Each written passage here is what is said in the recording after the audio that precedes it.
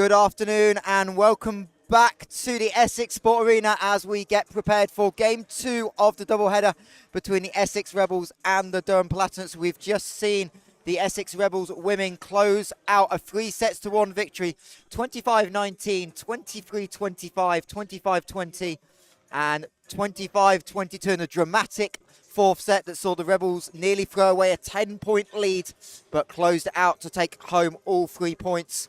And now it's the men's turn as they look to try and beat Durham for the third time in 3 weeks here at the Essex Sport Arena. Michael Hansen-Morris joined fresh off the court by Alexis Diaz in front. Alexis, little bit stressful fourth set, yeah, but a little bit. Obviously big moment to get the victory and just carry some momentum through. Yeah, absolutely. I mean, it was a hard-fought game. Durham is an amazing team with some amazing players. And I think we did a really good job of coming together, especially in that fourth set when they were fighting back and making sure we sealed the deal. Indeed, but we got to flip over to this game between Essex and Durham on the men's side in the dynamic Men's Super League. 2 of the top 5 teams going at it. As another 2 of the contenders, Mallory and Nottingham, battle out in Nottingham. And obviously these 2 teams know each other well, having played twice. What's the mentality of a week like this from a player point of view when you've already seen the opposition a couple of times? I mean, when you've already seen a team twice, your goal, especially if you're the Essex Rebels, is to do what they've done twice before and to beat them. And if you're Durham, you're trying to prove a point that you can battle alongside them and possibly win a game. So we'll obviously start by talking about our hosts a little bit, the Essex Rebels. Obviously led by the Canadian trio, the 2 Kearns and Devon Pascal in the middle. But just talk about the connections that they're forming and the balance of this Essex attack. Absolutely. It's definitely a balanced team here. You mentioned the Kern brothers who work really well together as well. We have Davin in the middle. All these weeks together have shown and proven that they work really well together, especially when those brothers connect. Working together strongly and making a really hard front for any team to really battle against when you have 3 strong hitters at all times, especially when Cam can go up and swing and dump as well. So the Rebels 8-1 on the Super League season, just the 1 loss to the Mallory Eagles there, joint top with 9 games left to play halfway through the season. Important for this Rebels team, carry on momentum and just get that top 4 spot locked up as quickly as possible. Absolutely, yes it is. Obviously, we'll flip it over to Durham, another team in the race for the top 4, 5-3 record midway through. Couple of setbacks recently, but this is a talented team on both ends of the floor. But really, the important person coming back into the lineup we want to talk about is the middle Ace Backer. Missed the first few games of injury, but he's given them a really different dynamic. Absolutely. Ace came in within those 2 games that Essex and Durham have played against each other and hit a very high hitting percentage with both of those games. He is essential for Durham, and if they can get him running, they'll give the Rebels a run for their money. Yeah, and we'll have a look at those 2 games. The game here 2 weeks ago, game you saw was Essex in the Cup, winning 3-1, 25-17, 22-25, 25-19, 25-16. And then last week in the Northeast, it was quick 3-0 for the Rebels, 25-16, 25-23, 25-19. But what really stood out, I think we were chatting in the week about this game, was the luck of success for Durham getting kills. Everyone outside of Backer was really shut down. Yeah, absolutely. And that's unfortunately not going to work very well for Durham if they can't get any of their other hitters going. Backer's essential, but unfortunately, if you can't get your pins running, what happens is it makes your offense very easy to read. So it's going to be essential to get Cooper running, Che Cooper, get him going, and maybe another pin hitter to make sure they can spread their offense more. Yeah, Durham actually had a negative hitting percentage in that loss last week. On the flip side, for Essex, we talked about the diverse attack. We look at the numbers through 2 games. They had 5 players average double-digit attempts over those 2 games. Absolutely. And some people to pay attention to are Jacob Kern absolutely hitting a 339. We have Ewan Fraser hitting in the 400s, which is amazing. And then we have Devon Pascal, who's always very vital out of the middle. Yeah, and obviously that middle attack, obviously we've seen it a lot with Julie in the game before, but yeah. How important is it for that, the impact David has not on that end, but also at the net in terms of his blocking ability? Yeah, absolutely. He's a monster blocker. He always keeps those pin hitters on their toes. They can't just swing wherever they want to when Davin's up there. So he's essential in setting up a really great defense for the Rebels. Yeah, David Pascal leading the Super League in 1.3 blocks per set. Also the league leader in efficiency, hitting just over 500 on the season. Absolutely so a big amazing one to watch out for. Absolutely. Also keeping an eye on Thomas Jefferson, who's always been a solid middle blocker for the Rebels as well. Indeed, as the team's going through their kind of keys. Obviously, watching the two games, obviously it's a battle of adjustments now for both coaches. Both got a super experienced coaches, Alex Porter and obviously Paul Welsh stepping in and helping out on the men's side as well. But what do you think the message has been in terms of how much do you change for an opposition you know, just to throw a surprise, versus how much you do to just play your style of volleyball? Absolutely. I think it depends on who you are in this game. I think Durham has to find a way to score in order to put up a battle against those Rebels. They have to find a way to balance their offense and make sure their defense is crisp as well. When it comes to the Rebels, it's very important that they focus on what has been successful, but if Durham force an adjustment upon them, that they also are easy to adjust mid-game as well. I think it depends especially on who you are, what your strengths are, and what you can bring to the table in terms of a nasty offense and a killer defense. Indeed, and we'll get more into some of these storylines as the game goes. But we'll have a now look at a little feature of our ones to watch, and we'll start with the Rebels, and we'll start with the Canadian outside, Jacob Kern. Yeah. Obviously, third in the Super League right now in hitting percentage. 123 kills on the season on 235 attempts. Also, a big passer in the serve-receive unit, passing at 2.3. How crucial is he to the Essex impact of being able to set up the offense? Absolutely. Not only is he hitting a .383 on the season, but he's also a huge leader on this team. I believe he's actually the captain. So not only does he have an aggressive offense and a great passing percentage, his personality and his ability to be a captain and lead this team is essential for their success here.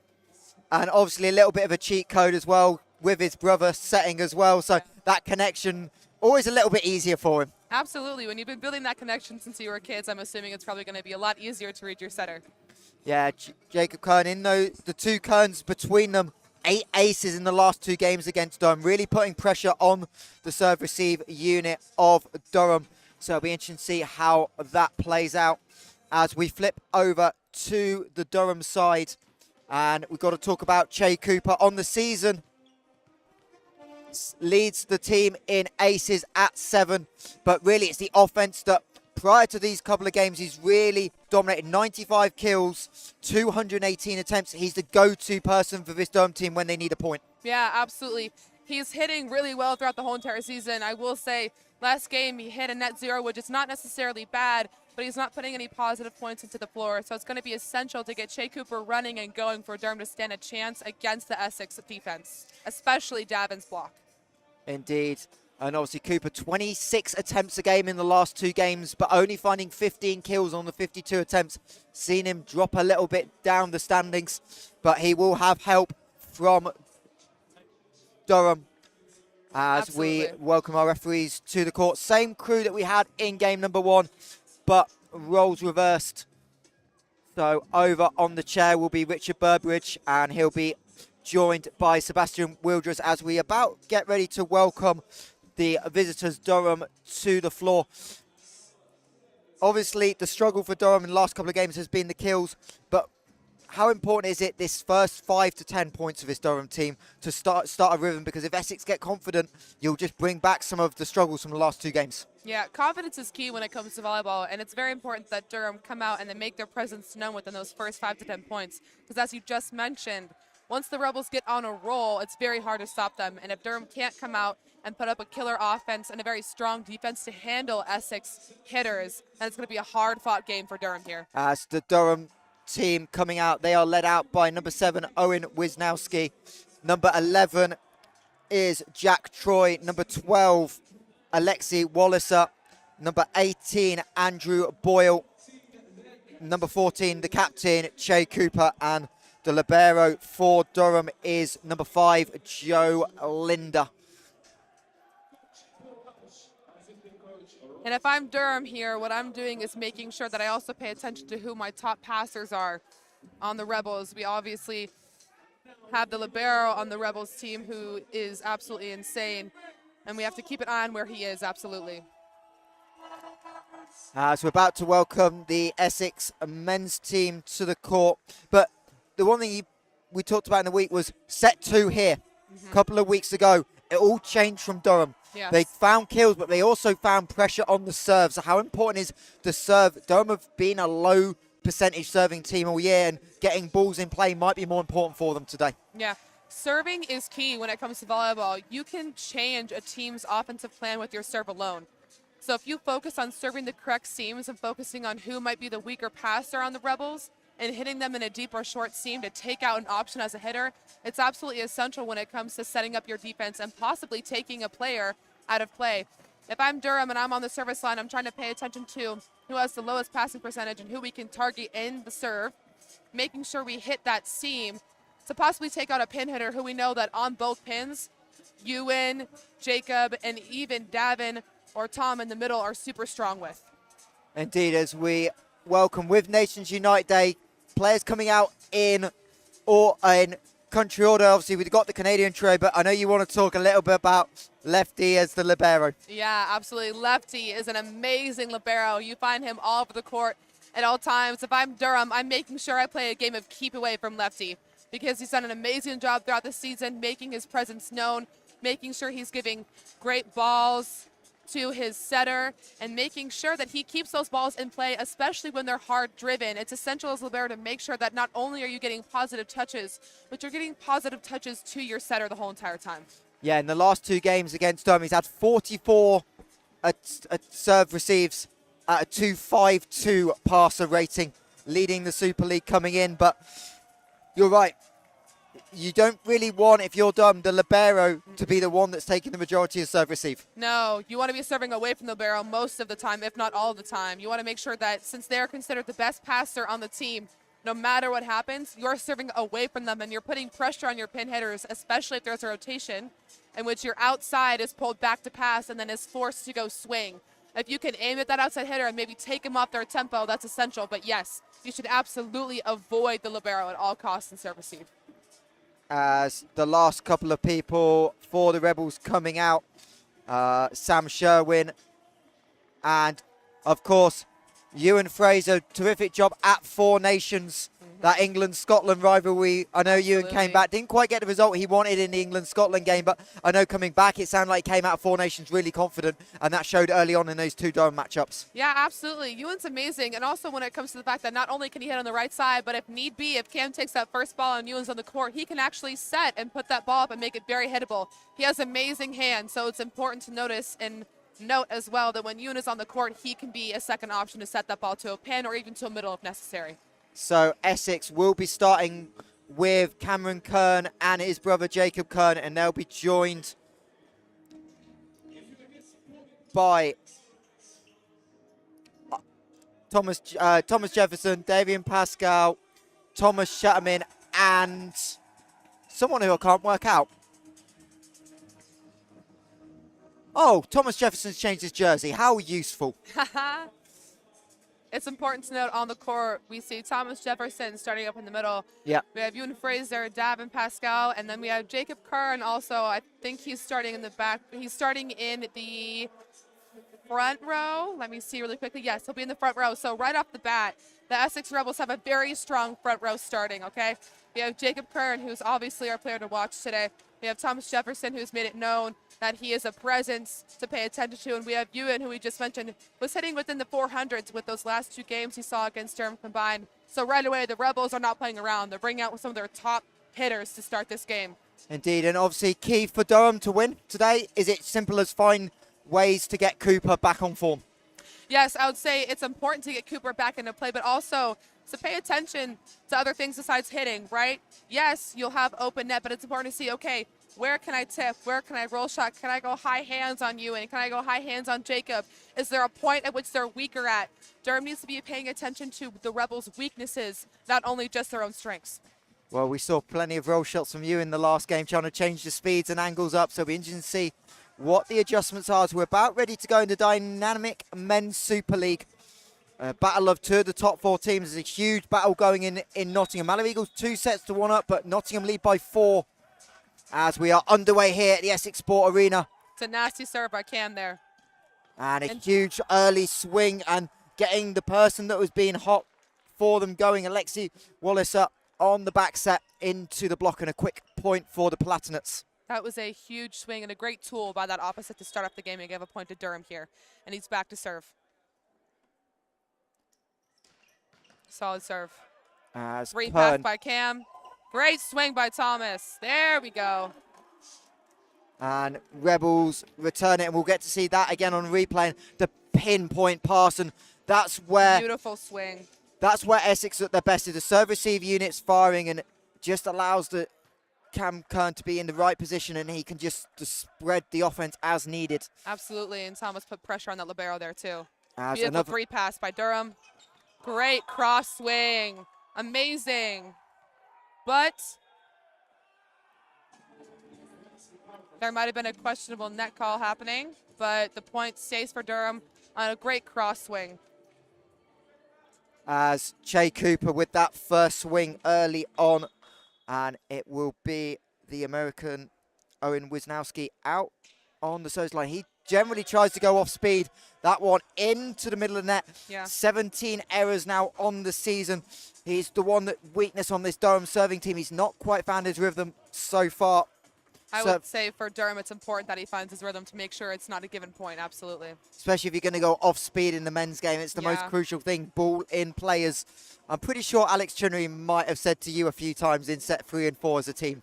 Absolutely. It's also important that its placement is just as important as speed, especially in the men's game here, where you traditionally see a top spin serve to make it harder for the receivers to pass. If you're going to do a float serve, it has to be absolutely perfect every single time. Ewan Fraser having to help the referee be a little bit taller on the net, as hybrid serve here by Tom.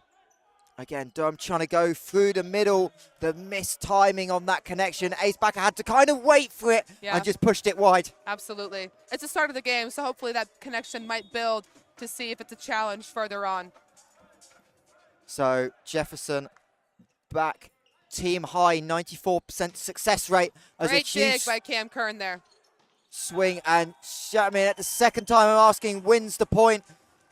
Got Ace Backer the look he wanted, but again, this Essex defense has been pivotal in their success. Absolutely. That was a great tool by number 17, Tom, on the outside. Great option instead of trying to go into that middle blocker. He tooled off high hands.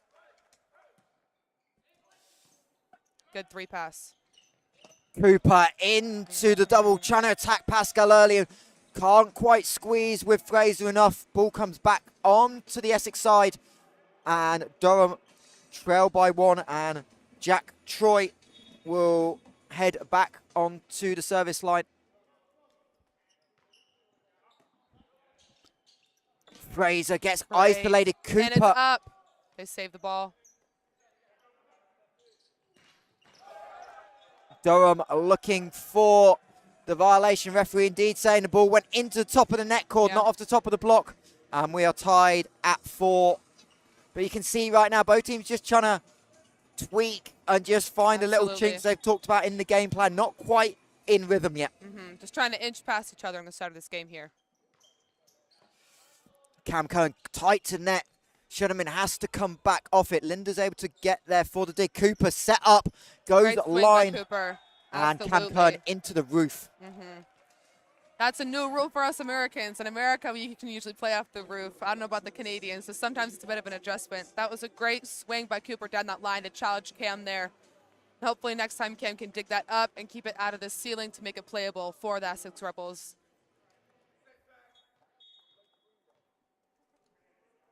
As Troy, the lefty, Kern finds Pascal, but that's a monster stuff, and you can tell immediately the reaction of the Durham bench. Absolutely. That was a monster block out of the middle here. Let's watch it again. Number 15 sets up nicely and just slams in on Davin on that block. It was a great setup there by number 15.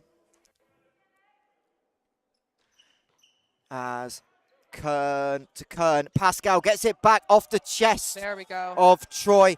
And again, talk about your experience again, the setter. Gets monster stuff. Give him back and try and find that confidence, and don't let him overthink about what's just happened, right? Absolutely. It's always important to make sure your hitters have confidence. Just because Pascal gets blocked once doesn't mean he's going to get blocked again. So Ewan Fraser on the service line. Another good pass. Not quite the connection. Wallace is way out of position. Shunaman tries to attack the gap, but gets stuffed again. Ace Backer talked about the impact, and there's a second quick block. Already, despite only playing 4 of the games for Durham, already this block leader on his own, and there's 2 to start the game. Out. That's an out serve by Fraser here, number 15. Fraser. He has about 7 aces on the season, as well as 30 errors. It's not too bad in the beginning of the set. We got to make sure the Rebels can get those serves in and playable here. So Jay Cooper, the ace leader for the Palatinates, goes a little bit more roll topspin. Fraser from the back line just misses. But great change in space by Kern, and that's a ball that we've seen Fraser kill so many times. Absolutely. I would say I would trust Fraser on that ball. Every now and again, a hitter's going to hit it out. I'd maybe even give it to him again to see if he can try to hit that deep corner, because those corners are essential for the Rebels when it comes to swinging and winning. Cooper this time, more power. Ianu, perfect pass. Fraser, Linda gets a hand to it, but can't quite control it. And Absolutely. Then that's the confidence and clarity in Cam Kern. He's gone back to Pascal when he didn't get success, goes back to Fraser this time. Absolutely. It's essential. Cam knows his hitter's the best, and he knows that he gives him a second opportunity, more than likely they'll put it away. So Thomas Schutterman, big server, high risk, high reward. See what he can manage. Jay Cooper over on overpass. 1. I think that was going long, but good luck telling. Pascal finds Linda. Walliser cross court. Scramble play here. Cam attacking and recycling to Davin. To Pascal, who puts it down in the middle. That was a great swing and a great recycle by Kern. You can see here, Kern recycles it, and Pascal puts it down straight in the middle with no block. Nice to have some of you in the YouTube comments. As Thomas Schutterman again, third opportunity, this time in the net. Probably expected. Yeah.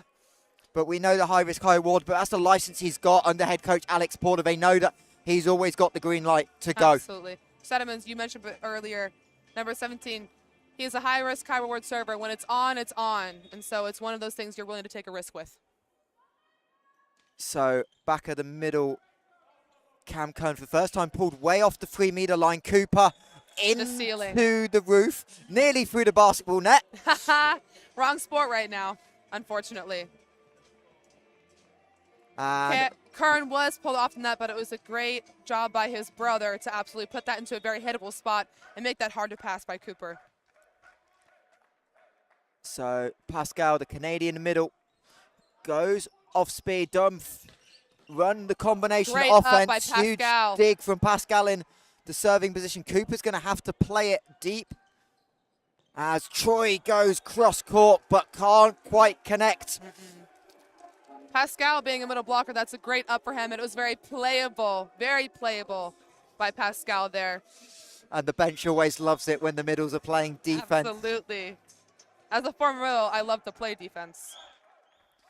As Walliser going to get it back off the serve receive. Schutterman couldn't quite keep it up. And Alexi Walliser's really been the crucial piece of Durham in the last 2 games. Absolutely. He's grown in confidence. It looked like that block might have been a tiny bit early, set up by Jefferson and Kern, and they came down a tiny bit on late. They were a little bit late on that. So we stay tight as the ball off the net cord. Kern's going to have to... puts it away immediately on the outside. And so patient on Kern. That ball was in the air forever. How difficult it is to time it with it coming down, but beats the block. And absolutely. For Kern, it's essential to be patient on those high balls and find a good spot, which he just did. We have Kern back to serve. Long. High risk, high reward serve, that top spin. Yeah, Kern second on the Essex team with a 164 rating, but again, only 80% going in, but Essex try and put serving pressure on. This is the bread and butter of their offense. Absolutely, I agree. It's important to put pressure on the passing team. As Kern, that's tight to net. Jefferson tries the little, almost backhanded scoop. Absolutely. It's important to remember here on serve receive that you have to keep your setter out of that net, looking for a 3 pass so he can set up that offense. Pulling him a tiny bit off the net will be essential for Kern. Great pass. As Kern Great goes swing. cross court, Wallacer with the dig. Miscommunication by Durham. Wallace is Free ball going to give up over. the free ball, nearly just Great about over. pass by Jefferson. Linda's going to set up Cooper. Double block set up. He goes cross court. Ianu with the dig. Shutterman's going to get there in front of the bench, but now Durham have the chance. Troy's going to play it early. Cooper into the block Massive of block. Jacob Kern. And that is definitely worth seeing again. Longest rally of the game, won by the Rebels. Amazing block set up by Kern and Jefferson. You can see Kern reach in to take out that angle, and Jefferson closed that block. An amazing block set up here by the middle and outside. As Kern off the top of the net cord. Durham scrambling again. It's going to be another free ball. Ian well under it. Kern back row for his brother. Does well. And Cooper into the block.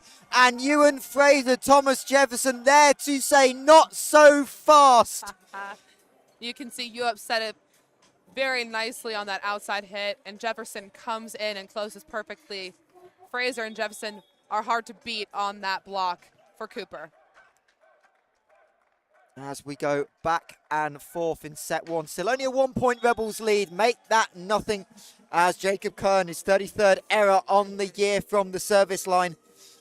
And we go back and forth. Right now, no team really established in the game. Mistakes up both ways. And it might just be about who can control the rhythm a little bit. As Shutterman waits on it, gets rejected by Troy. Both benches are at it, and you can tell this is a top four matchup, and this means the world. We saw one, we get to see this one from behind. Complete solo block with that left hand. Absolutely. Number 11 came in and lined up on Jefferson, lined up on Shedman perfectly for that. As Winowski misconnects on that one, sends that over the end line. And it'll be TJ, Thomas Jefferson, back on the serve. Again, we expect more topspin, ball in play. This time, ball off the top of the net and doesn't get the home court roll. Now, Jefferson has a very interesting hybrid float serve. He doesn't do a traditional top serve. So you might always run that risk if you hit it just a little bit wrong that it might not go over the net.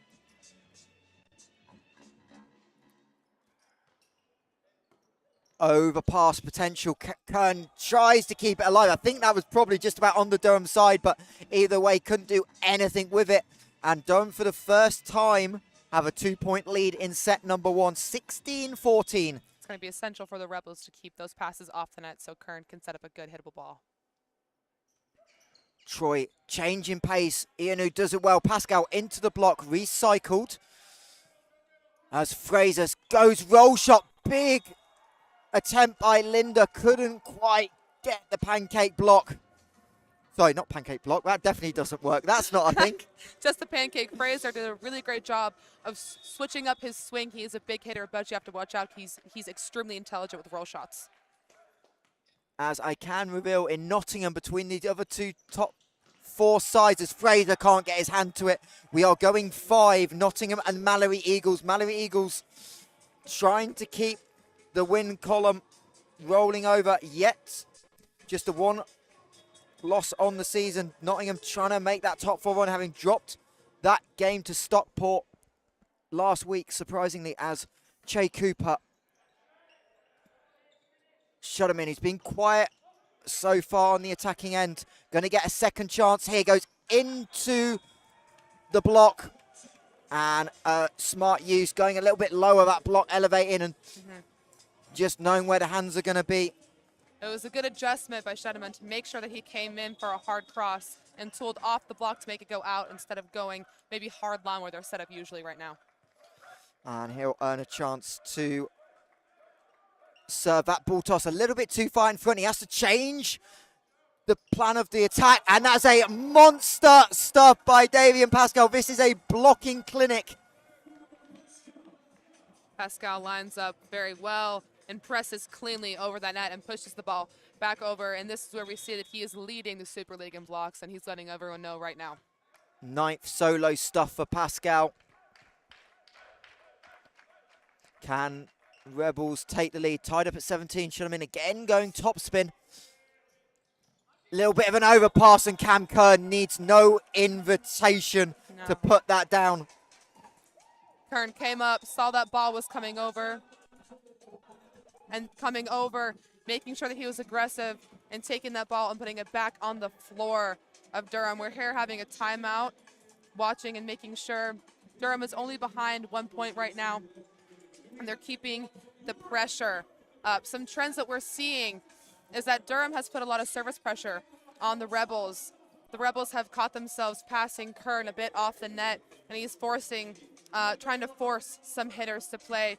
They're a bit outside heavy right now, but they have gotten the middle going a bit too. As we have seen, Pascal has put up an aggressive block.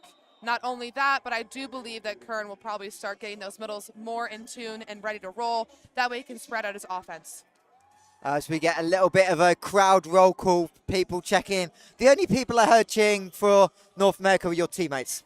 Hey, you know what? We're loud for a reason, right? So make sure you get some Americans on your team if you want to feel like the whole stadium's on your bench. It's a big crowd here at the Essex Sport Arena with the Rebels leading 18-17. Shunamin again going slow, and Wallace are playing it smartly off the hands of the block.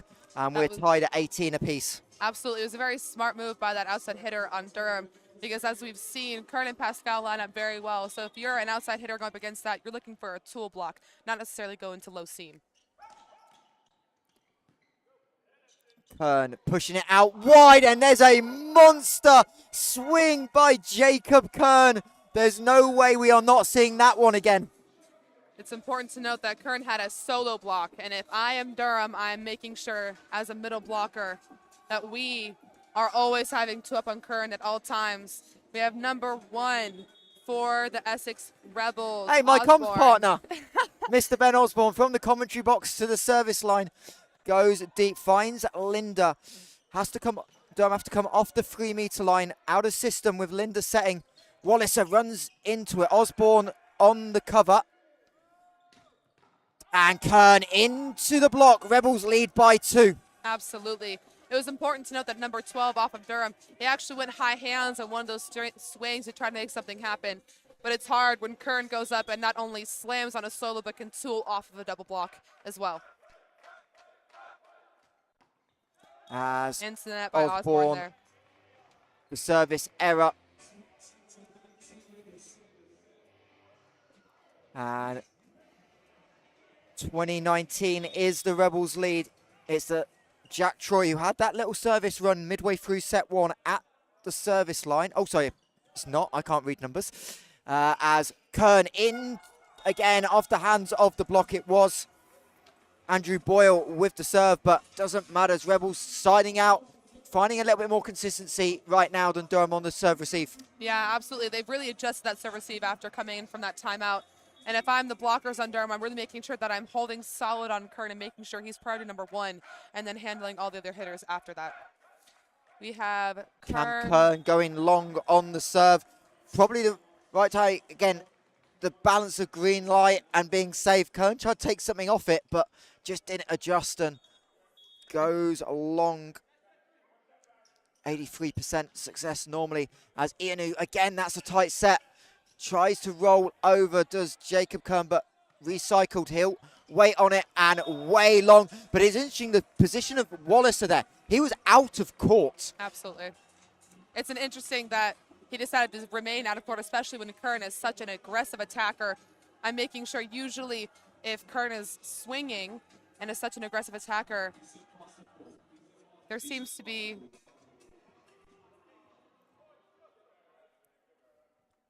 So it's Wallace on the service line, 21 apiece. Fraser being quiet and gets rejected by Troy. We've seen both blocking units really come up. Yeah, watching that back again, you can see that Troy lines up really well, and he comes in and presses inside, making sure he's sealing to zone 6. Walliser again going down the middle. Inu with another perfect pass. One-handed save. And Durham give up the free ball, but stay in the rally. Back set. Kern pushes it long. It seems that the line judge called it out. Yeah, the line had it. I had it out live too. But the referee saw in, and so the point will go to the Rebels. Let's have a referees discussing. This is where a replay would be really helpful, but not forthcoming. And Essex maybe get a break. We'll have to trust the referee on that one. Curran back to serve here. He'll go power and get the ace. Cooper sends it over the scoreboard. Huge momentum swing. And Durham are going to talk it over, trailing 22-23. Absolutely. That risk reward top serve we just talked about paid off essentially in Kern right there. That is why they're more willing to do it, especially because when that top serve is tried and true, it's incredibly hard to pass versus a float serve here in the men's game. Some different trends we're seeing is that the Rebels have actually stepped up their serve-receive game and have given Kern beautiful 2 and 3 passes so he can diversify his offense. Durham is fighting aggressively here in this first set, only down by 1 point, getting Cooper into action and making sure they're playing some aggressive defense, getting balls up and recycling and making sure that they're ready to go when the Essex Rebels have a big block up, that they're low and ready to cover their hitters here.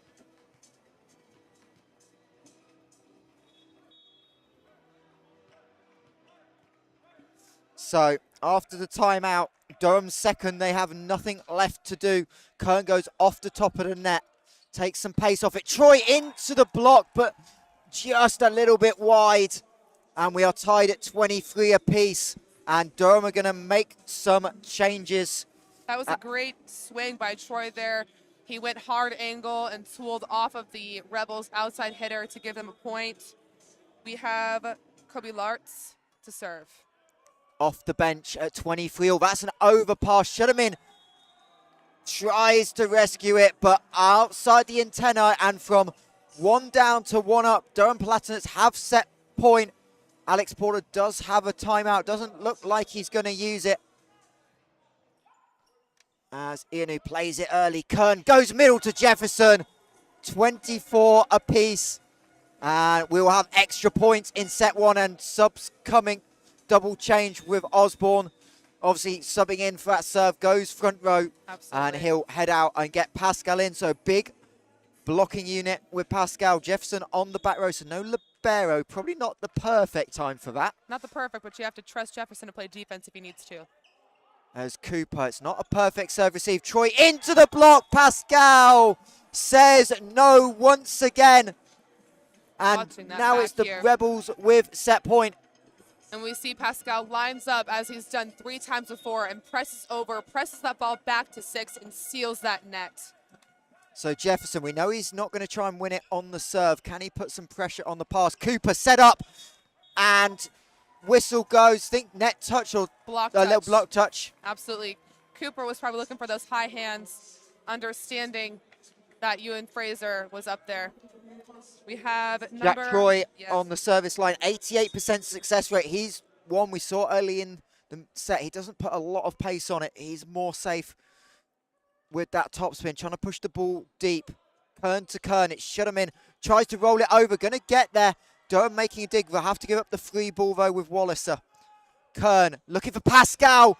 Great dig by Troy and that into the announce table. Great read by Durham. Good defense by Jack Troy, but couldn't quite control the dig. Absolutely. Troy got a really good hand under it, but unfortunately it wasn't a deep enough scoop to be successful. We have Fraser going to serve, who has 7 aces on the season.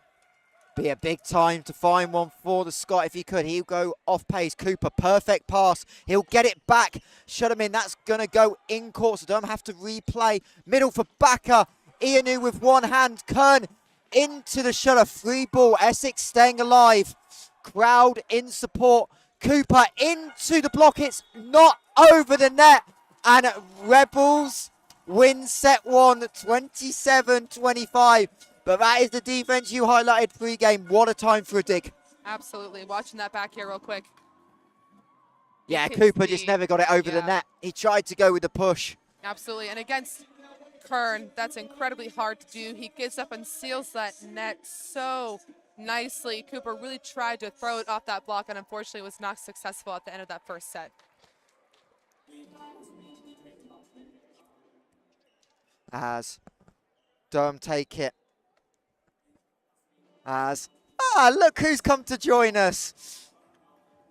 Missed set 2, 3, and 4 of your games. She's back in the comments. Nice to see Kat Tolley is obviously not able to be here, back with us after a big set 1. We'll have a quick look what's going on in the north as they were in tie-break time between Nottingham and Mallory. Another battle of top 4 teams. Nottingham were cruising early on.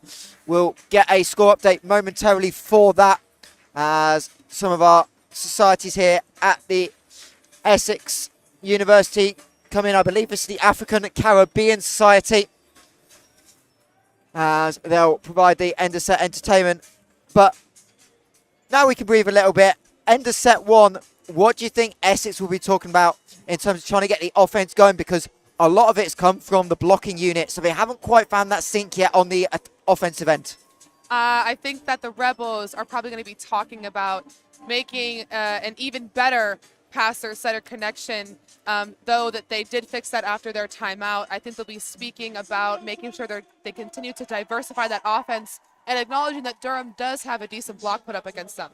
It's a really important when the Rebels are facing that big block that they are able to tool, go high hands, or find an open spot on the court to make it, to put Durham out of system. I think they'll be also talking about continuing on a really strong blocking game. Obviously, Pascal had an amazing set there with some solo blocks, seeing him press over and continue to be aggressive on all fronts as well. I think the important thing for Durham, they found a little bit of success with the block. It was inconsistent in the 2 previous games. It's the one we talk about the most because obviously it's the 2 teams matching up, but they found some success and that's really slowed the Essex offense down. So if they can continue that, there is a way for them to win this game. Absolutely.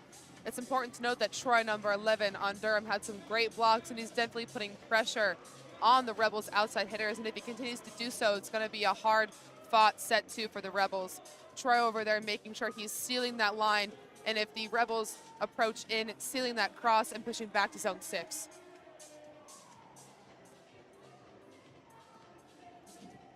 As we have a reverse decision in Nottingham, and University of Nottingham have come from 2 sets to 1 down to beat the Mallory Eagles. 3 sets to 2, 15-10 in the tie break. So Essex Rebels have a chance to go clear at the top if they can close this out. The Rebels winning set 1, 27-25. As Durham will get us underway in set 2. Cam Kern tried for the center dump, doesn't go into the block. And the ball falls perfectly onto the 3-meter line. And again, that Essex defense stepping up early on. Absolutely, that Essex block has been essential in making sure that they can shut down Durham and put pressure on them as well. Kern tried to dump it. It didn't work, but he responded very well by making sure he sealed that block and got it. Boyle trying to go quick ball through the middle. Jefferson shut him in from the pipe. Pushes it wide as the flag goes flying from our lines judge. It was a great play, though. We haven't seen the Rebels super active in the back row yet, and that's really essential to make sure you have that 3rd or 4th hitter there. Hopefully they'll run it again and it'll work.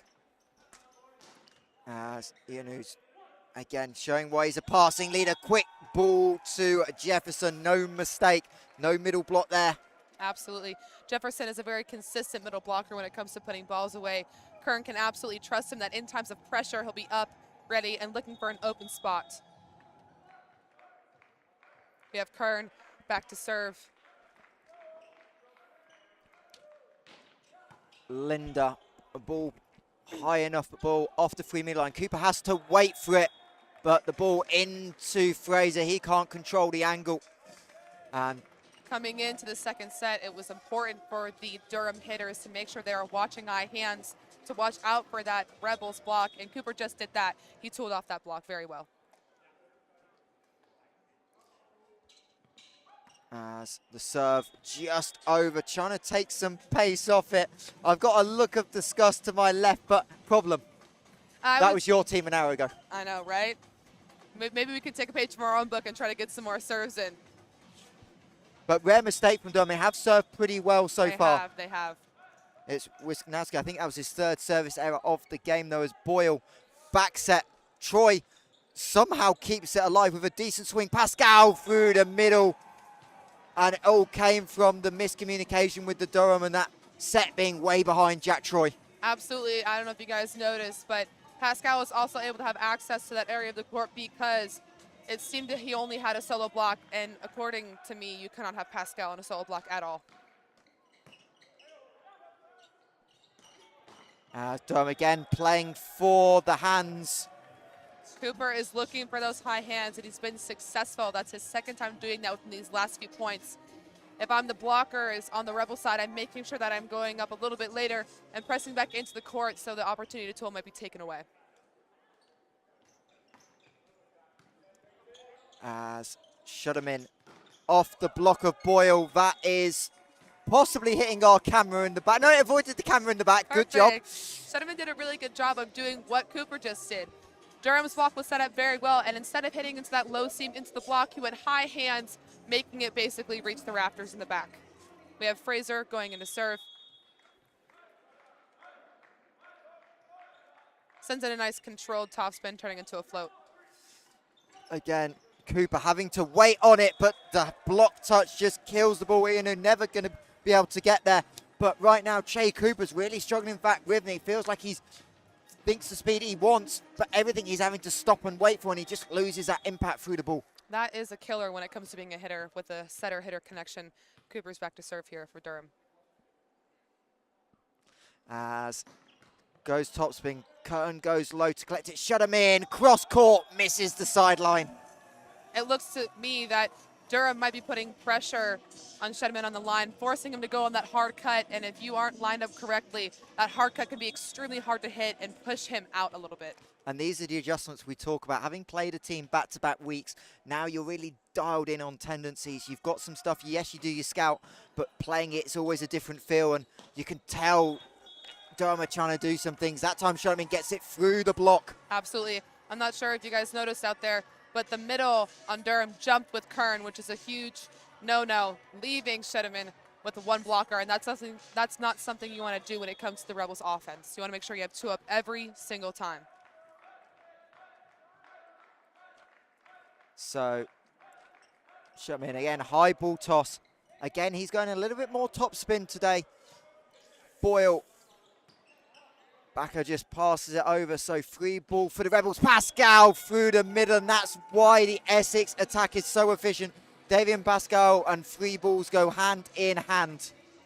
Watching that, it looked to see that there was a gap in the block between Durham's outside hitter and middle, which gave Pascal the perfect route to hit an open zone. If I'm Durham, I need to close that and drive him more towards the barrel or drive him out or force him to go to zone one. All we can say is that's a miss hit. Yes. Nothing more, nothing less. Yes. At least it didn't go under the net. Absolutely. Again, that top spin is a 50-50. Consistency is key. Porter's willing to take the risk on the 50-50, especially since passers here, Durham and Essex, are both very good. So Ace back, who's been quiet since the opening few points of this game, he goes back to serve, and the Durham middles cannot stop Davian Pascal right now. He is cooking. Absolutely. It looks to me that the tendency right now on the Rebels side is to make sure you have an opportunity to set the middles, because both Jefferson and Pascal have been putting it away every single time they have an opportunity to swing. And that one goes long. Pascal having 15 errors on the season with 0 aces. He's usually a very consistent server, relatively speaking. If I am Pascal on that back line, I'm trying to make sure I can get it in and get it in a place that'll take the Durham offense out. Middles and serving issues for Davian Pascal. He'll get an ace at some point. Absolutely. But he won't mind if he keeps finding the floor as Durham try and respond. Jack Troy into the block. Durham still trailing by 1 as this game's gone back and forth as Shea Cooper says, I am here. Absolutely. From the back line. Absolutely. That is the first aggressive back row attack we've seen from Cooper And that is huge for Durham, especially when you have 3 attackers in the front row, and you can get a 4th one coming out, running a stack play, and confusing the Rebels' blocking scheme on that one. Cooper did a great job of putting that away in the back row. Another picture-perfect pass. Fraser from the back is denied. Shut down block is not in bounds. Or something happened. What? Did it go under the net? It went under the net. But we both were fooled for the speed of that hit. There's an agreement between the Durham coach. I think we all thought the same thing. The ref did an amazing job there because my eyes could not catch that. It went through the block and landed just under it. That's going to make a commentary blooper reel. Boyle scrambles to it. Troy, good angle for the lefty. Ianu with the dig. And it'll be a free ball. Goes short. Wallace, a great pickup by Shudderman on the dig. Kern, little tip pass. Durham still in control of the point, and this time Shudderman can't quite control, but the athleticism from the Durham outside to keep that alive. Absolutely. It was very impressive to see Shudderman go across, get that up with one hand, make it playable. But I will say the number 12 on Durham's side was a very smart choice to hit that spot again and force him to try to make that move twice in a row. That second time, Shedman was unable to get that up. As Kern back sets to his brother, squeezes it through the block. Cooper and Wisnowski were there, but couldn't quite press enough. And this back and forth nature of this game, no team really in control right now. No, and that current connection was absolutely obvious there. It looked to me that the block, there was a hole in Durham's block, and you don't want to leave that open, especially for Kern on the outside or the right side swinging. As the Essex Rebels fans keep encouraging team, another one off the top of the net. Back line misconnection for Wallace. I think he was having to chase it. Yeah, it seemed like a bit of a chase for number 12. Possibly that he hit the ball a bit too under, sending it further out versus inside the court. Definitely a smart play by Durham, but not completely there on the execution. Kern back to serve again. Boyle, long set to Cooper. He goes roll shot. Ewan Fraser comes off the net to play it. Good read. Shut him in and finds Wallacer, who potentially played that out of court. It looked like I've got a very confused. It looked to me that Wallacer actually might have been outside the green lines and outside the court and played that ball. Instead of being inside, he might have actually had an opportunity to get that up if he would have stepped in a little bit more. We noticed that in set one as Boyle finds Troy. Good change in angle, but he misses the cross-court swing. Barely Great miss. look, and Durham's execution just off the Boyle, and Essex starting to take control. Lead by 4 as Paul Welsh wants to talk it over. Absolutely. Troy did a really good job, like you mentioned, of changing that angle. He just swung a bit too far outside of those green lines. We're seeing here that Durham has fallen behind a little bit. The Rebels lead with 13. What we can see happening is the Rebels have remained solid on their blocking front. They are still going aggressive. They have gotten the middles way more involved, which makes it very hard for Durham to decide who to block, when to block them, and making sure they have a double block up on everyone. The major advantage the Rebels have right now is that everyone is a master hitter, meaning that for Durham, in order to remain successful and crawl back up and maybe tie or surpass the Rebels, they have to have 2-up every single time on every hitter. And when they do have 2-up, they have to make sure it's closed and solid to not give a hole. So out of the timeout, Jacob Kern, who's done a lot of the damage for Essex, along with his Canadian teammate David Pascal, and comes out of the timeout with a monster ace, splits the seam, and Joe Linder can't quite get to it, going to his left. Absolutely. And that's when that major topspin serve into a seam takes an advantage, especially against a team's libero, making it extremely hard to pass that. So biggest lead of the game.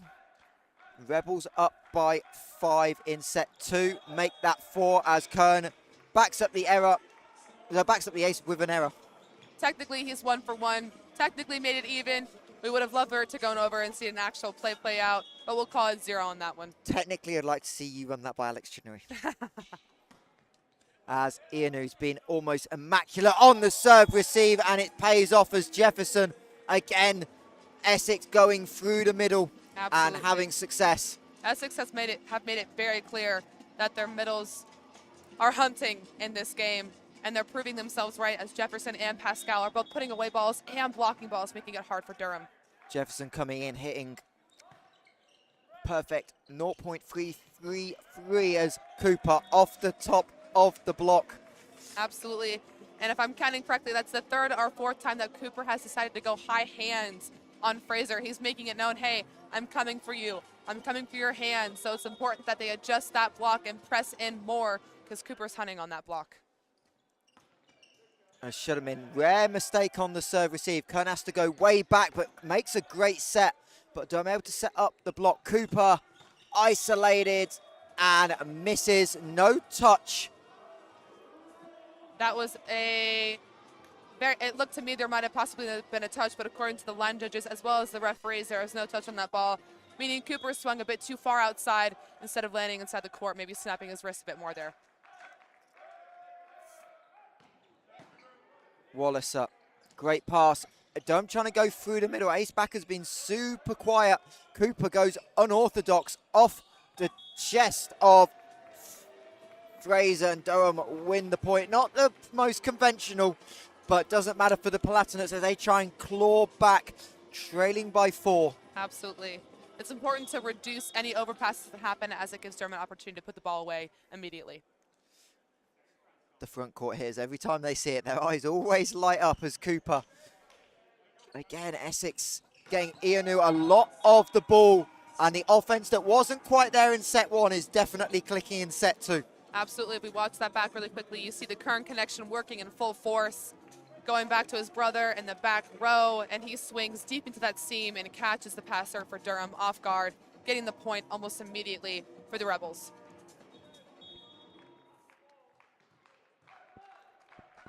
So Shutterman, who known for going hard, has got a lot more top spin today. This time he tries to go big, and this time finds the middle of the net. And a 3-point for Durham as Ace Backer goes back to serve. Owen Wisnowski back in at that middle position. And back again, ball in play.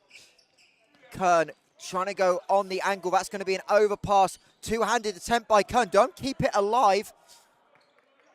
Pascal claps for it and finds the isolation against Wisnowski and finds enough of the outside of the arm as Ben Osborne will check in. Absolutely. It was good to see Pascal up and ready for that ball and making sure he went off the hand to still catch a point for the Rebels. So Ben Osborne to serve for Pascal. Same sub we saw in set number 1 as Troy finds the cross-court angle. And Jack Troy is probably the key for this Durham team. He's not always been high volume in terms of hits, but today especially he's had some moment as the scoreboard decides to go buzzing. But Jack Troy's been the person that's kind of found some key points for them. Absolutely. Looks to me Troy's been doing a great job of blocking and also attacking on all fronts. An ace by number 18 for Durham on Kern immediately. That's a great point for them, a great advantage. We have Boyle back there who had 5 aces, make that 6 with what he just accomplished there. Only 24 errors. He's going back again, seeing maybe if he can do it again. Yeah, if he can pick up points on aces from people that don't normally pick them up when you're trying to claw back. Every little helps as Kern gets stuffed by Troy. We can watch that back. We can see that block set up. Oh, that was the point play. before. No, wrong replay. Yeah, it happens. If All you I'll guys say were is watching, that Durham block went up solid, did exactly what they needed to do, and pressed back to zone 6 against Kern. And got to there, which is the key you're talking about, as off the top of the net, Boyle. Jefferson has to go angle. That connection timing wasn't there. Troy has to loop round it. That's going to be tight for Kern. Jacob Kern with not finding the net. Wisnowski, sorry, not Wisnowski.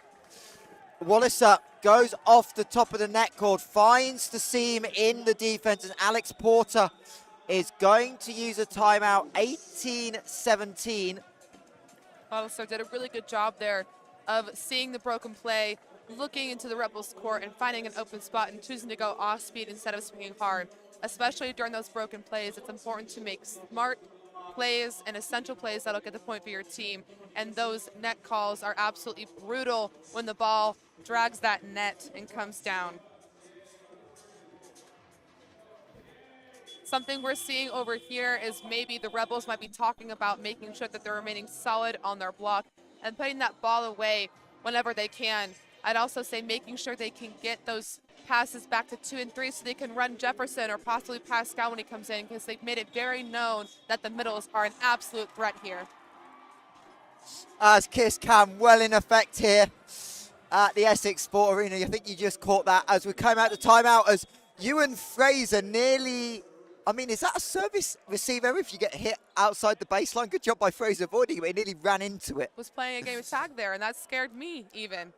You can say something. I believe your serve reception on the season is an immaculate 0, so I'd say that is job well done. Thank you very much. I appreciate it.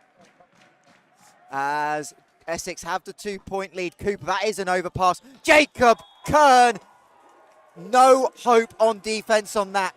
As we've mentioned previously, and watching it back, as we've mentioned previously, an overpass is an absolute no-no when it comes to anything in volleyball. Kern went up heading for that ball and absolutely put it away to get a point.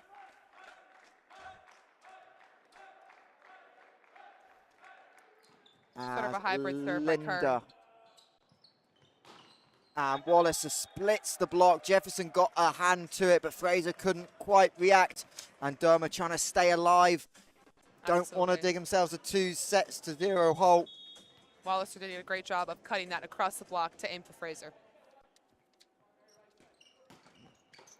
Kern takes that first ball. It's going to be a tight angle for Fraser, and Jack Troy again on the defense. Not known for blocking, just 7 on the season so far, but gets the solo, and Durham are back within 1. Troy is absolutely looking for blocks in this game, and he's making it known to the Rebels that he is not playing around here.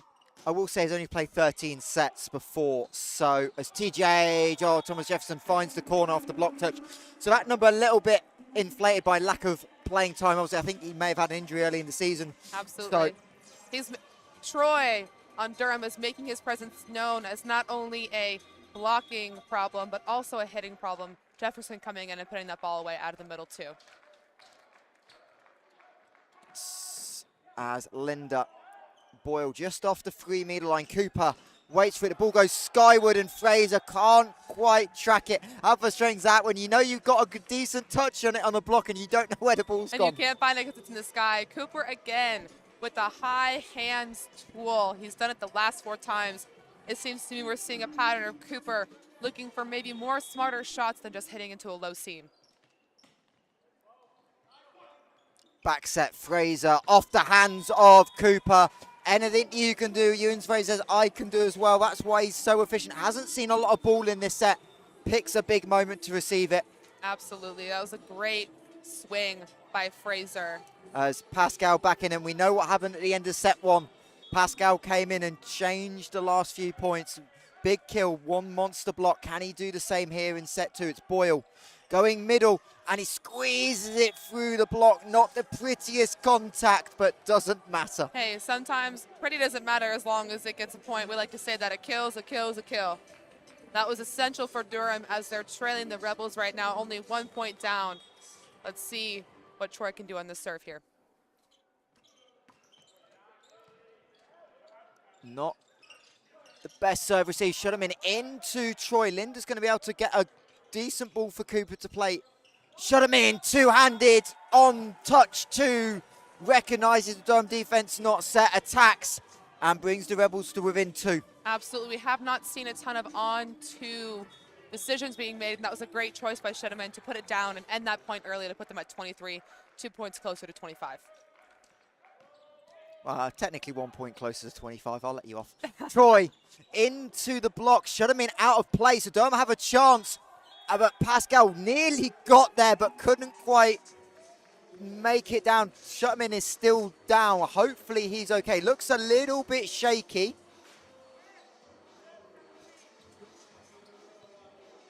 Hopefully Sedman's just walking it off, making sure he's present. If you had that in your hand, would you be allowed?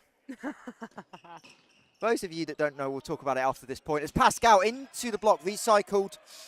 Kern trying to find Pascal on a quick ball. The ball well up by Fraser. Gas from the arena. Walliser has to tip it. Again, not the right set for Boyle. Fraser runs around. It stays legal. Ianu with a touch. Kern, that's going to go over. Don't want it to go attacking, but find Cooper from the pipe. Jay Cooper, a monster swing to tie us at 23. That was a great decision by the Durham setter to run Cooper out of the back row. As we saw Kern was still trying to run back and return and try to defend.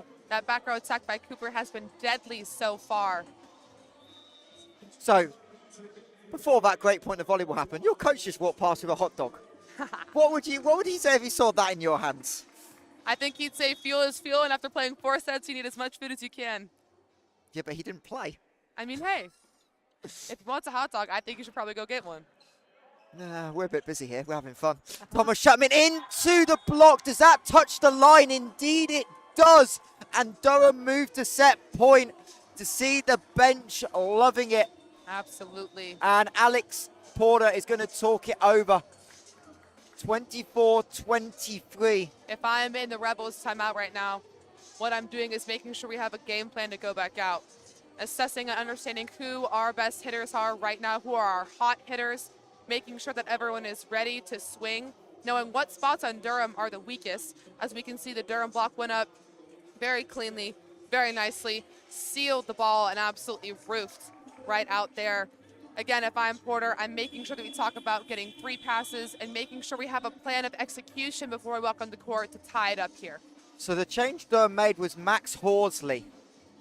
And I just caught during that timeout, Jack Troy was over at the Essex bench getting some treatment. So I wonder if he got cut and he's bleeding. So Durham had to force a sub and lost someone that's had a big impact for them late in this set. Absolutely.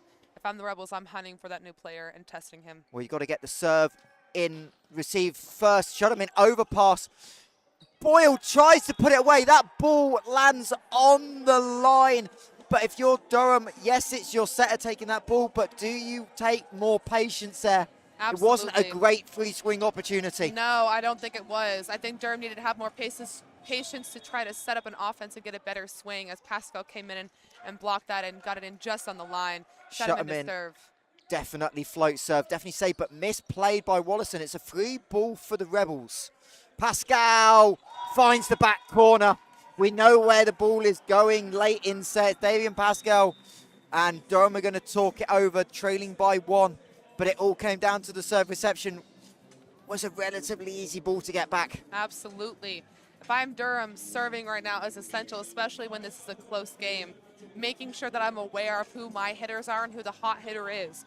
Right now, I would say Pascal is the hot hitter and always having to, we can see the Rebels bench having a bit of fun, making sure they're staying warm just in case they're called into the game. Not having more fun than some of you dancing in between points. It was noticed. Hey, you got to dance to have fun when you play, right? I always say if you're having fun, you're more likely to play better volleyball.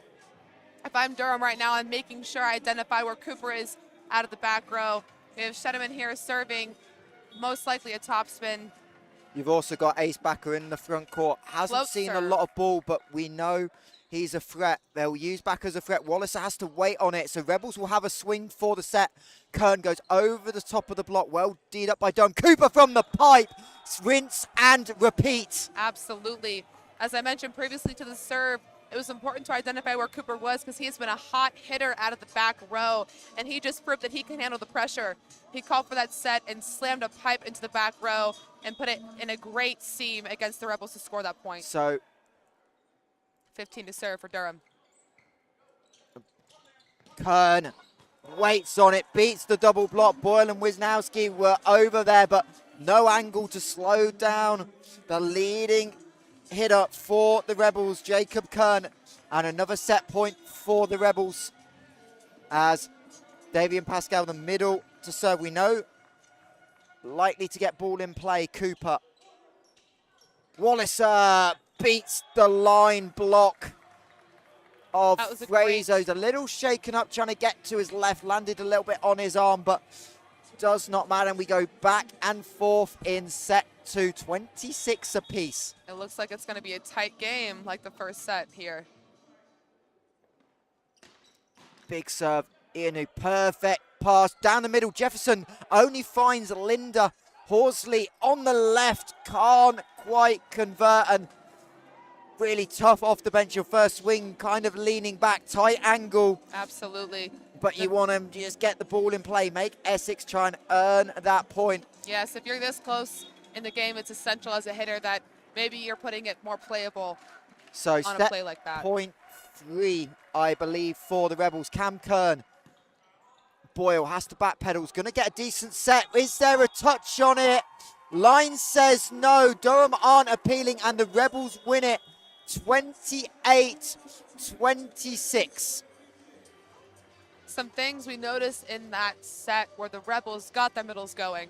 Both Pascal and Jefferson were essential in getting those kills. Not to mention their blocking scheme has stayed strong, except I will say Cooper on the outside challenged the right side blocker on the Rebels, going high hands consistently and consistently scoring points. Cooper also came out of that back row, and every single time he did, he got a kill. So if I am Durham's setter right now, I'm looking for Cooper. Cooper is my hot hands hitter. He has had success every single time. If I'm the Rebels, I'm making sure maybe that I can get an earlier lead, keep an earlier lead, and maybe diminish Durham from having longer point runs. Indeed, and it's hard to say either team are into control. Yes, the scoreboard says 2-0, but we're talking 27-25, 28-26. So it's one of those games that nip and back, and just the smallest adjustments, the right net called at the right time will make the difference, and Durham will be frustrated to be down 2-0, but there is a way back into this game for them. Absolutely. It seems to me Durham is chomping at the bit to come in and take a set off of the Rebels.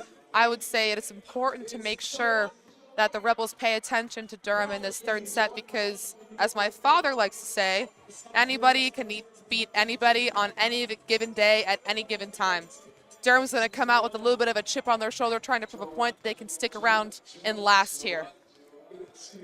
It's also important to note here that Durham might be changing up their game plan. Troy, if he has fixed whatever issue he had, might be coming back on the court, which would be essential, seeing as Troy has not only put some blocking pressure on the Rebels, but he's had quite a few kills as well. One from the back row. I would be interested to see if Durham decides to run more back row attacks with number 10, as well as Cooper to bring up a double threat in the back row.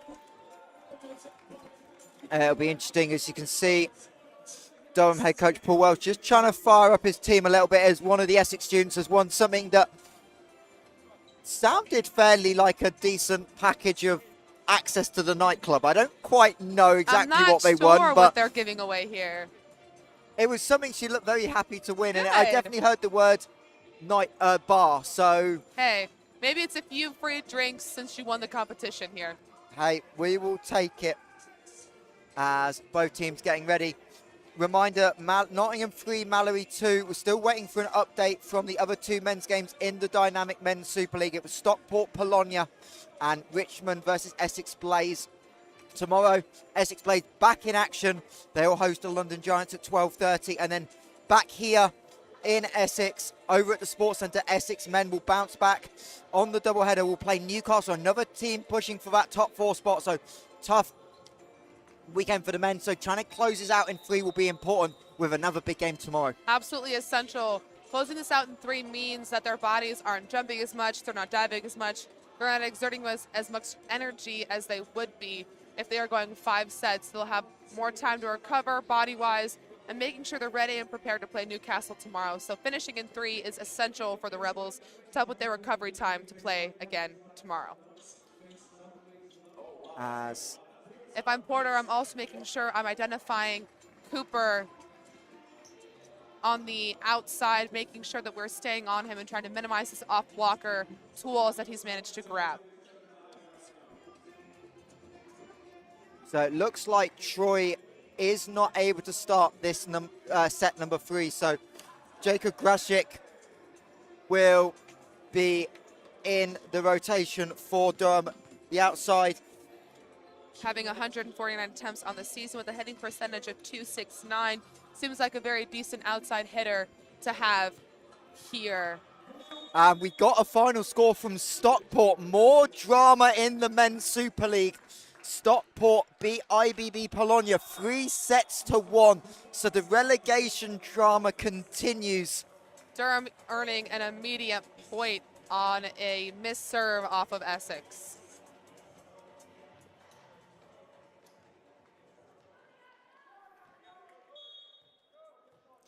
As Durham with Grishuk back to serve, tries to go top spin. That ball a little bit too long.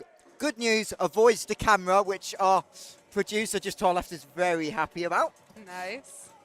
And one set all. It's 1-1 here. Both a missed serve. It seems to be a serving game. As Jacob Curtin, who's definitely in consideration for player of the game, back to serve. Wisnowski has to adjust on that. Jefferson, same thing, not the cleanest angle. A long rally. Early on as Fraser finds the block, and that goes agonizingly wide for Durham.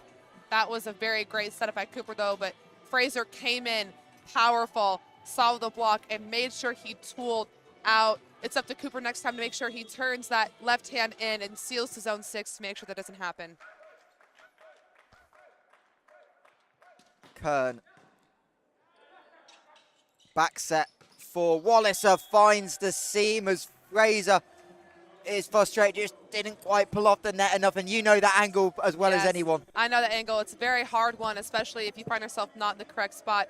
It did seem that there also might have been a hole in the block, which made that more viable for the Durham opposite to swing in that area too.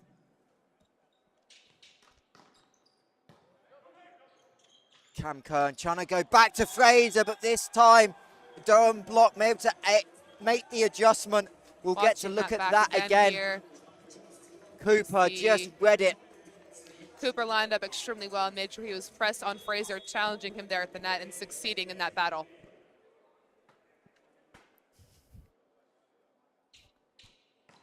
As off the net, got Ian, a great job to get there. Shutterman has to wait on it. Goes for that little two-handed push again. Free ball on the overpass, and he'll kill it off. Not the most conventional. Hey, conventional sometimes, it doesn't always matter if it's conventional if it gets the point. I will say he did a really good job of being ready for the ball to come back over. It might have been really easy to pull off and not be prepared, but he was ready and put it down to earn the point. Jefferson back to serve here for the Rebels. As off the hands of the block, and again, Durham's set's not been perfect, but what they've managed to do realistically is keep the options open. They've gone a lot of different ways, and that's resulting in more isolated one-on-one opportunities for the hitters. Keeping a wide offense and making sure that their hitters are both doing a really good job of tooling off the Rebels block as they've made sure that the Rebels set up something really strong. As Kern does well to keep it alive, and Jacob from the back 3-meter line, too much on it. But Cam Kern, again, a terrific job of keeping the ball alive. Absolutely. Cam Kern does a really great job of, if that ball is a tiny bit too tight, making sure his body is in a great position to dish something out that's still very hittable for his hitters. That is halfway to the car park. Sometimes it definitely seems like serving is, well, it is the most major important part of a game, especially against two strong teams like this. Fraser back to serve here. Doing a bit of a hybrid. Che Cooper only puts it vertical. He'll get it back, though, against the double block. Jacob on the dig. Shut him in, and Kern getting each other's way. So relatively simple ball for Durham to attack, and Cooper into the hands of the block. You can see Cam Kern and Thomas Shutman talking to each other, but it's interesting that Davian Pascal's gone a little bit quiet. Hasn't seen a lot of the ball in the last few points he's been on court. Absolutely. If I'm Cam Kern, I'm trying to make sure that I can get Pascal up and running again to pressure the Durham blockers here. Great pass by Shutterman. Pascal again as a decoy. Cooper, that's going to be over. Shutterman, that ball is legal, but a violation is going to be called. I don't think they called it down. It was a net violation on Durham. I was too busy tracking the ball off Cooper's, I think, left foot. Absolutely. Great up by Durham, but unfortunately the play was cut short by a net violation. We have Shedman back to serve here, and we have a power front row, the two Kern brothers and Pascal up on that offense. We have a mishit serve by Thomas. Shot him into the net. He hasn't quite found that serve all day. It's important in serving that you get to a rhythm and taking your times. It seems like he might be trying to find that rhythm. Hopefully he can find it further on in this game. 3-pass. Durham able to keep it alive. It's going to be difficult to not give up a free ball. They can't, as Wisnowski just helps it over. Kern to Pascal. There's the connection. Absolutely. We just mentioned that connection was missing, and Pascal comes in for the second time in that play and puts it away. Seems to me that Cam Kern is reestablishing his middles to make it essentially hard for the Durham blockers to make a decision on who to block and where to block them. That'll be crucial for the Rebels in this set. We have Pascal back to serve. As from the back into the hands of the block. Again, not finding the angle, not able to press enough. But it's a really tough swing. Had to run really round it to get there. Absolutely. Tight angle, but Durham feel like they've started to figure out this Essex defense just a little bit after the last two games, and they're giving themselves opportunities as Boyle into the net. I will say Durham has done a very great job this set, going off those hands as we've seen. They haven't really aimed for any low seams or hitting super, super hard into an angle. They've chosen higher hands, which has proven successful for them, as you can see that Durham was up by 1 in this third set. We have Cam Kern back to serve here. Cooper.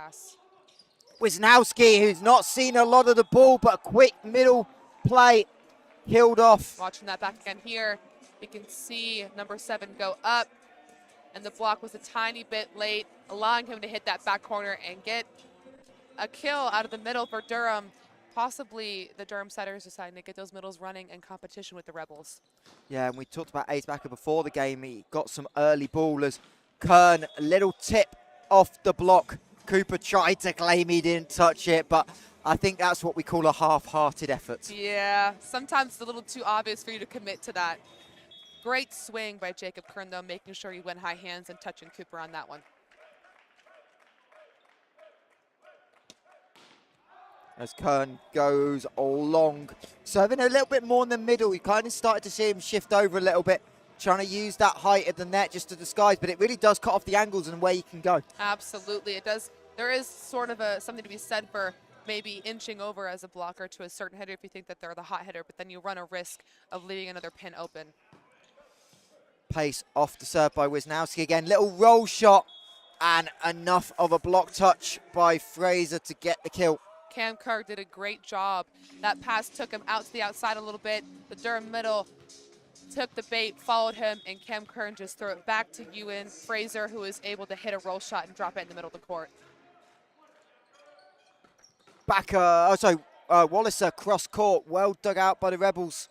Cooper into the block of Pascal, and we are tied at 10 points apiece. Damien Pascal doing what he does best. Watching it again, you can see Pascal makes a move over and seals. He watched the middle, made sure the middle was not an option, and then went over and sealed that block with Fraser to continue for a block. Durham trying to go middle, and Pascal this time can't control it. Ball goes off the sideline, and we stay in what's been a really tight match all the way through. Absolutely. All of these sets have been tight. There's not one where the Rebels have come ahead super far. Durham is fighting to stay in this game right now.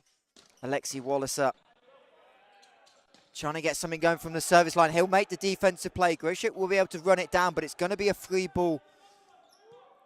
Kern, does he go to Pascal? Yes, he does. Not the cleanest, but nonetheless effective. Absolutely. From up here, it's looking like Pascal is going to be one of the major producers in this game, and Cam Kern is making it known that he'll go to him no matter what. Any free ball, that kind of seems to be the routine at the moment, as that by Durham is huge. That was not a perfect set at all by Boyle, but managed to get low enough to go under the hands. Absolutely. Ace Baker did a very good job of adjusting mid-air to that swing and going a bit lower to avoid the block from the Rebels. Cooper back to serve for Durham. Goes short, well dug out. Shut him in, off the hands, down the line. Big swing, wasn't the perfect ball for him. but Absolutely. able to find the gap. And he doesn't feel like he's fully fit. Feels like he's holding just a little something back. Possibly due to whatever he got up from in that second set. Maybe, hopefully, he'll come a bit more full force here in this third set. Serving it into the net, taking that point on the chest. The way to resolve that, especially, is making sure that he can make it up with the pass correctly, right? So if he gets this ball, making sure he can get a 3 pass to Cam Kern, and he can set maybe Pascal or Jacob Kern on the pin. He is passing a 2-3-4 fifth in the Super League. Gets that one to go, and Jacob Kern gets maybe away with a little bit of a carry. It's up to the ref judgment. It's a tough call to make. Don't get me wrong. I don't want to make it. I know. It's definitely a tough call to make. I will say that was smart by Jacob Kern to try to do something besides a hard swing, catching that Durham offense on their heels. They're prepared for more bigger swings from Jacob Kern. Pascal back to serve for the Rebels. Cooper. Cross court dug out by Fraser. Going to be a 3-ball tight set. Boyle tries to go over, can't quite find the floor, into the block. Hearn able to rescue Linda with a dig, but unfortunately the angle too much, and Rebels take the lead. Another hard 4-point, and the Rebels are the ones that seem to be coming out on a lot of these longer rallies. Absolutely. They seem prepared for these long rallies and making sure that if it is a recycle off a block, that the hitters are still prepared and ready to swing into an open spot.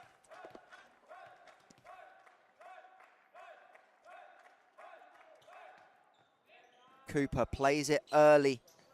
Gracia off the bench, finds the hands. Kern can't chase it down.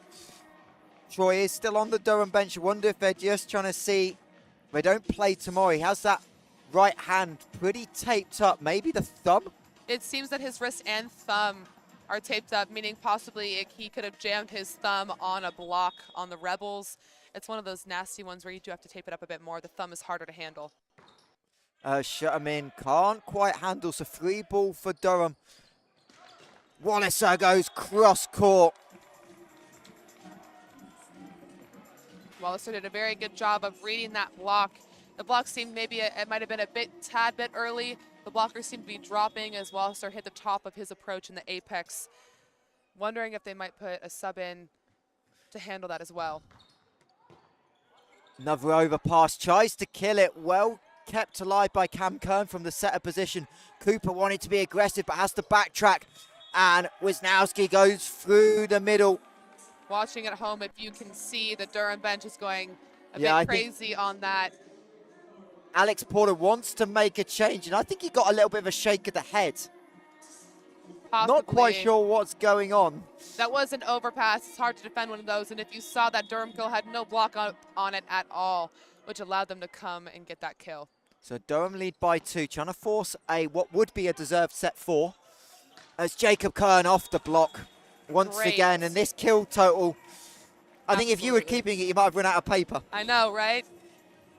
Jacob Kern did a great job of going high hands, hitting it so it was untouchable. Very good job of the Essex Rebels of trying to go other options besides hard swings, making sure they're playing smarter on certain broken plays as well. As Linda Boyle on the line, Walliser has to tip it into the block, recycle. Now he gets his swing. Now he finds the back of the court over Cam Kern. Walliser did a great job of recycling on that first point, making it very playable for his defenders to put up another ball, looking and seeing that he had a wide open line and absolutely taking it to hit that deep corner. And it's something that sounds so easy, right? Play for the block touch for the recycle, but it's not always as easy tricky. as As a big serve, Ian and should have been nearly getting each other's way. It's going to be a 3-ball given up by Fraser. Durham starting to take control, and they are starting to run at the middle, and Wisnowski again finds the floor. Timeout instantly, Alex Porter. Absolutely. If you guys saw during that scramble play, there was no block up on the middle, and that's previously happened to the Rebels, and Durham is responding with their middles getting into action as well. It's essentially important that when you are going up as middle blocker that you have a one-on-one. If there is no one up to block the middle, it's very easy to get a kill. If I am Porter right now, I'm making sure that we're talking about consistency in the pass, consistency in picking our hitters, and also consistency in picking right spots. And if I'm Durham, I'm making sure I'm doing what's been successful, right? Durham's middles have absolutely come in and obliterated during this set. The setter on Durham has chosen the perfect opportunities to set the middles. I'd make sure Cooper is a viable option to be set on the pin or out of the back row. He's obviously front right now, as he has been a definite challenge for Fraser on the right side and testing that block the whole entire time. So can Durham do something out the timeout? Unfortunately, the ice of the server works again. We call that a coach point. We call that a coach point.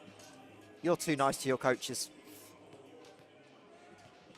So Jacob Kern trying to help get his side back in. It's been pivotal so far. He'll go big, and does that dot the line? No signal on the end line. But I think it dotted it perfectly. Absolutely. Jacob Kern did a really good job of picking that deep corner zone in zone 1 to serve 2 and absolutely painting that back line with his top serve. So a couple of quick points out the timeout. Can Essex make it 3 in a row? No, they can't. The good old ace error. Yes.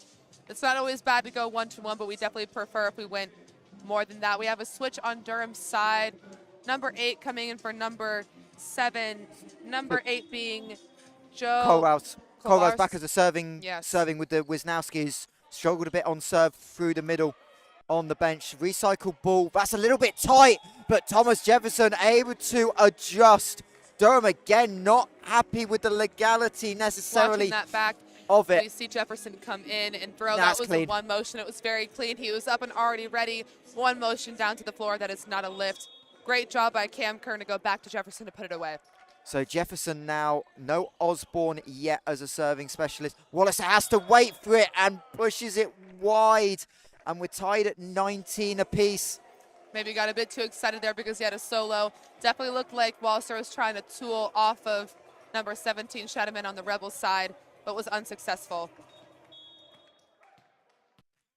Stacking a bit to the right here on that serve to try to create a bit of a distraction for Durham. Oh, that's an overset. That's off the antenna. Absolutely. No. That was your teammates are falling asleep on the line. No, I think they're okay. They're there. They're present. No, there's definitely no flag waving on the antenna touch. Hey, look, I think they're doing the best they can right now. We just did play 4 sets, I will say, for the 2 that are on there. Timeout called by Durham here. Rebels leading by 1. If I am Durham in this timeout, I'm making sure I have an immediate game plan in response to what's happening, right? I'm seeing where Cooper is. I'm seeing Essex where 5. my other hot hitters are. So Essex 5 of the last 6 points since the Alex Porter timeout. So that lead's flipped all of a sudden. Durham, absolutely. You don't have room, unlike Essex, you don't have room for error now. No. Lose this set, you are going home, and it's a long trip back to the northeast. Absolutely. If we're Durham over here, we're making sure that everything is executed to a T, that is pass, set, and swing, paying attention to the Rebels block, and making sure as hitters that we're making smart choices. It does look like on the Durham side here that they will have their right side as an option, Walliser. So Cooper plays it early. They're going to go back to Wallace, who's been heavy. That ball somehow squeaks over the net. Durham can't believe it. I think we're going to get a replay. Yes, we are. Durham kept it up. Watching that back. That is a terrific piece of defensive work. Watch Durham. You can't quite see it. They keep that ball up right there. The pancake, absolutely. Celebrating a bit too early on the Rebel side. I believe it's a replay here. Yeah. So 2019, nothing happened. Absolutely nothing. As Thomas Jefferson with a huge dig from the middle position. Cooper off the hands. No, he doesn't get the touch. There doesn't seem to be a touch call. Seems to be that it went out. He did look a bit under that ball. Traditionally, you'll see Cooper swing, and there'll be a spin to it, meaning he came on top of it. That one looked like he might have been a bit under as it kind of flew outside the court. Jefferson goes really quick on the whistle. Wallace, Jacob can't quite get to that one. It looks to me that there was only one person up on that block, which makes it hard because Walliser has been an aggressive hitter here. One blocker, meaning that he also cut cross and was able to take advantage of that swing. The camera did not win that battle. It's standing, but Cam Kern going to try and set Pascal, but that's a huge leap by Jacob Kern. Watch where he takes off and watch the contact point. You can watch that replay. Cam Kern saw a great opportunity that the blockers were split, and Jacob Kern had an exact hole and hit that deep seam perfectly. Great execution by the Kern brothers here.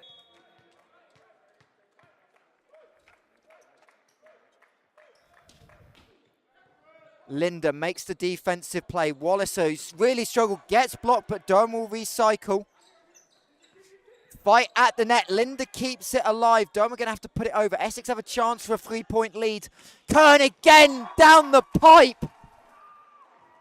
The Kern connection coming again. We'll be able to re-watch that here. As you can see, Kern sets his brother perfectly through that block seam. The block was there, but it was up a bit too late and hit that. You can see that his hitting percentage, Jacob Kern, through the season has been especially high, and you can see that here. Cooper, little bit tight, and they're going to call a net touch, I believe, on Pascal. So Durham staying alive, down 2 points.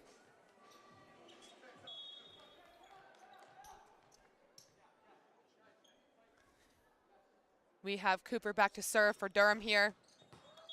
And that's it was called out by the line judge. Yeah. Just barely. It looked like a pretty close call. Out at the first glance, but that's the wrong time to make a mistake. Absolutely. 23-21 down, and Rebels have 3 match points. The crowd into it. Osborne goes big. He tries to do it on one contact. Doesn't quite go. Sometimes and we you have stay to go alive. big or go home, and sometimes is the opportunity to. I will say, I think he had the full support of his bench to do Absolutely. so. As Ace back up, tries to keep Durham alive. Can Essex side out? They've been efficient. Pascal, game, set, match. Absolutely. If I am Cam Kern, as you can see, they're celebrating here on their 3rd win over Durham. The Rebels and Durham have seen each other 3 times, and every single time the Rebels have come out on top. I will say Durham did a great job fighting today. Cooper came in and made a huge difference, as well as Walliser. Both of those hitters made sure that they made a difference, as you can see here. Cam Kern decided to go to his tried and true Pascal, who put it away on that final point. Yeah, and Durham in all 3 sets had the lead, and that's the frustrating thing. They were up 18-15. And then from there, just couldn't close it out. And there'll be some frustration because all the first 2 sets were also winnable, losing it 27-25 and 28-26. Absolutely. So done just those little missed points, but also a huge leap forward because that's a team that they didn't compete with last week on their home floor. They come all the way down here to the Essex Sport Arena and put up a really hard-fought battle. Absolutely. Durham did a great job of taking opportunity here. We saw Cooper hit high hands almost the whole entire time, challenging that Rebels block. And we have Walliser, who also was able to hit cross and challenge that right side pass as well. I will say that what we have here is Durham on the upward motion. Though they did not win today, they put up way more of a fight than they had those last 2 games here. And that win will put the Rebels top of the league, with Mallory Eagles having dropped points against the University of Nottingham, but a quick turnaround. Absolutely. Rest recover. Newcastle, the other team in the Northeast, down here at the Essex Sports Arena tomorrow. So for Essex, obviously rest and recovery, but they've also got to make some tweaks because today, at moments, they just lost the efficiency in that serve-receive unit.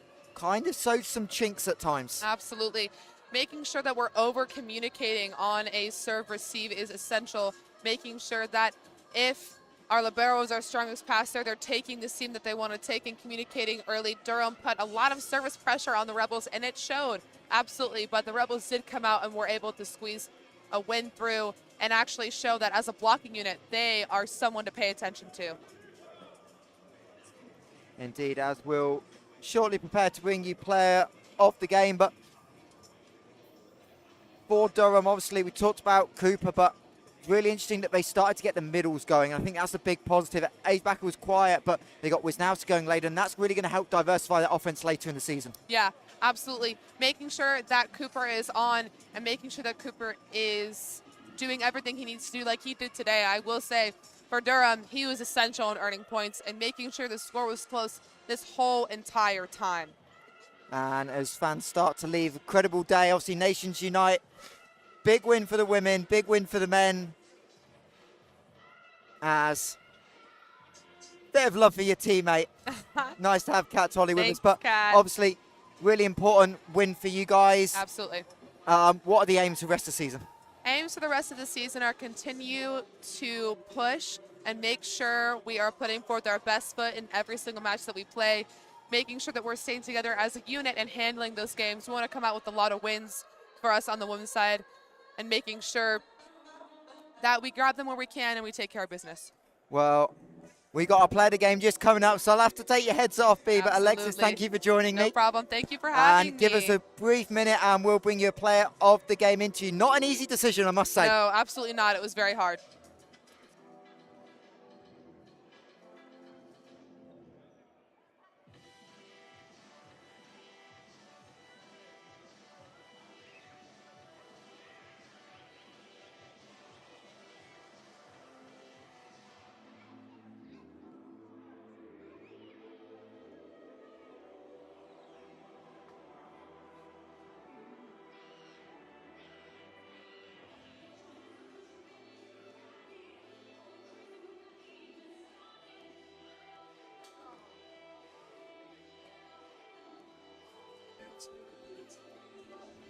Welcome back to Essex. Now joined with our player of the game, Jacob Kern. Jacob wasn't as clean as the last couple of victories against Durham, but found a way to get through sets 1 and 2, and that set you up for the 3-0 victory. Yeah, absolutely. It was awesome. We played them 3 weekends in a row. We kind of figured each other out, but I mean, they're a good team. So anytime you can beat a team 3-0 and get away with the 3 points is always a good thing. So. And obviously you talked about the battle of adjustments. What was the struggle in set 1 and 2? What did Durham change to really slow the offense down? They were attacking some balls. They were serving really well, putting us under pressure. And they were getting good touches and kind of bringing it back to us. So once we kind of figured out their system, figured out our blocking, where we should put our defenders, and we kind of had an answer for them, and we're able to kind of turn it up a little bit in the third. And obviously you changed the game late, trying to go down the pipe a little bit more today. Obviously nice having your brother there as well. How confident are you feeling in this offense at the moment? Yeah, super confident. I mean, Cam's an awesome setter, so he delivers the ball in awesome locations, makes it really easy for us as attackers to swing. And then I think the attackers on the floor do a really good job of making the most of the sets. And we got some pretty sweet athletes in the gym, so we can have a pretty cool offense. Obviously, quick turnaround now. Another tough game against Newcastle tomorrow. What are you expecting from that one?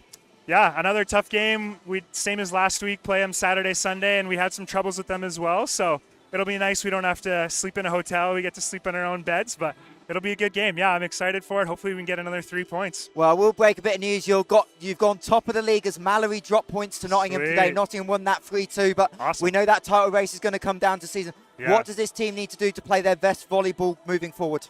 Yeah, I think we just need to keep focusing on us. I think we have the tools to make a deep run and win some championships, but I think if we just keep focusing on ourselves, getting better every day and practicing in the gym, then we'll be in a good spot. So. Well, appreciate your time. Congratulations on the 3-0 victory, Jacob. Thank you, thank you.